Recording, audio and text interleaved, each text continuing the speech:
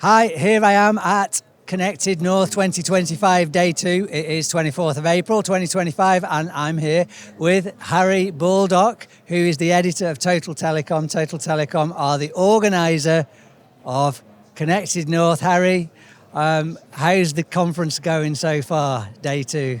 Yeah, thanks, Richard. Yeah, really great. We've had such a great reception. I think this is the fourth edition. I think it's always great fun to come up to Manchester. It's a great place, and I really think there's a real sense of community and kind of a unified kind of driving force towards kind of the digital transformation, building the digital economy, and kind of the infrastructure underneath all that.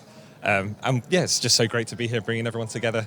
2 days in now, and yeah, bigger and better than ever before. So, and how does it compare with Connected Britain? Because I guess it's the smaller sibling of Connected Britain, and Connected Britain, I guess, been going a bit longer, has it? Absolutely, yeah. Connected Britain, I think this is the 8th year in September this year. I think really the idea for Connected North itself kind of came out of the fact that we had Connected Britain as we want it to be the UK's biggest digital economy event. But the reality was, when you kind of looked at the attendees, like the North as a region was really underrepresented, which of course was never something that we wanted.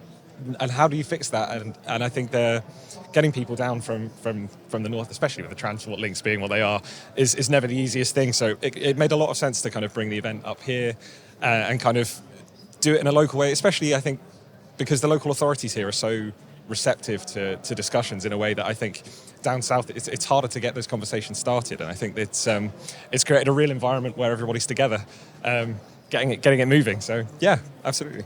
And highlights of the conference so far for you? I mean, I really enjoy kind of just getting to speak to people. I think I kind of as a journalist, it's really rare to have all of these really interesting people in the room together at one time, and you kind of get access to people that otherwise would be impossible for me to get. I think maybe in terms of specific things this year that have been kind of really exciting. Before the day prior to Connected North, we ran a data centre summit for the first time, kind of bringing together the data centre players who were kind of looking to talk to local authorities and one another. I think the UK government's kind of designating data centres as critical national infrastructure and kind of putting together this AI growth zones strategy. Essentially, these people were having to kind of speak to each other and kind of come up with a unified vision for what the UK's kind of data centre landscape should look like for the first time. And so a lot of these conversations are happening.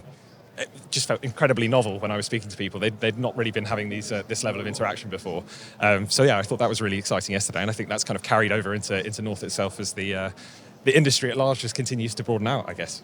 And on the subject of data centres, I mean, what is the sentiment that you've picked up in terms of, is that an industry that is still growing? Is it an industry that is sort of levelled out and that's being overtaken by the cloud providers, the big public cloud providers? I mean, what's the sentiment? Well, I think there's this kind of, the AI discussion has obviously kind of like really, I think, leveled the playing field. I get the impression that there's lots of kind of relatively novel data center players, and there's a lot of investment kicking around again that really can kind of launch these things at scale. I think I was speaking to someone yesterday who was saying that there's even a kind of an ideal world where, with data sovereignty being such a huge topic, the UK is almost kind of keen to partner with some of these players, probably not the hyperscalers, but potentially some of these what now smaller data center players, but hopefully growing at scale, to kind of have their own kind of like almost sovereign UK cloud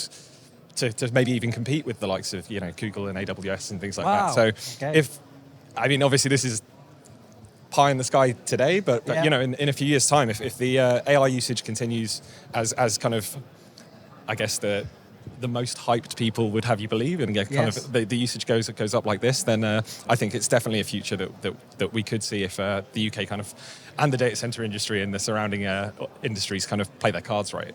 Yeah, and the last question on the subject of AI then, what's your own personal view on where, is it going to follow the track of the big hype? Where will we go on the journey of AI, and what will be the impact on the industry? And I guess, what might be the interest on the impact on Connected North and Connected Britain in terms of what you'll see at future conferences?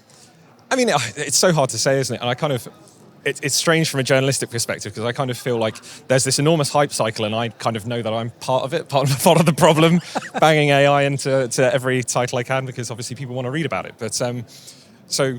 Can it live up to the hype? I think maybe we're going to kind of see a bit of a kind of 5G scenario where everyone talks about it for a long time. It kind of arrives, doesn't quite live up to the expectations, but probably in the long term will. I think. Yes. So maybe it's not an immediate fix for a lot of these problems. I think the mobile players, for example, I think are really, really interested in leveraging these different models. Things like AI assistants. We've seen some of the phone players starting to talk about kind of integrating the AI directly onto the handset and things like that. So could AI be the kind of super app for the mobile industry? I think you'd probably have some of the mobile players say yes, even though they don't quite know what that looks like.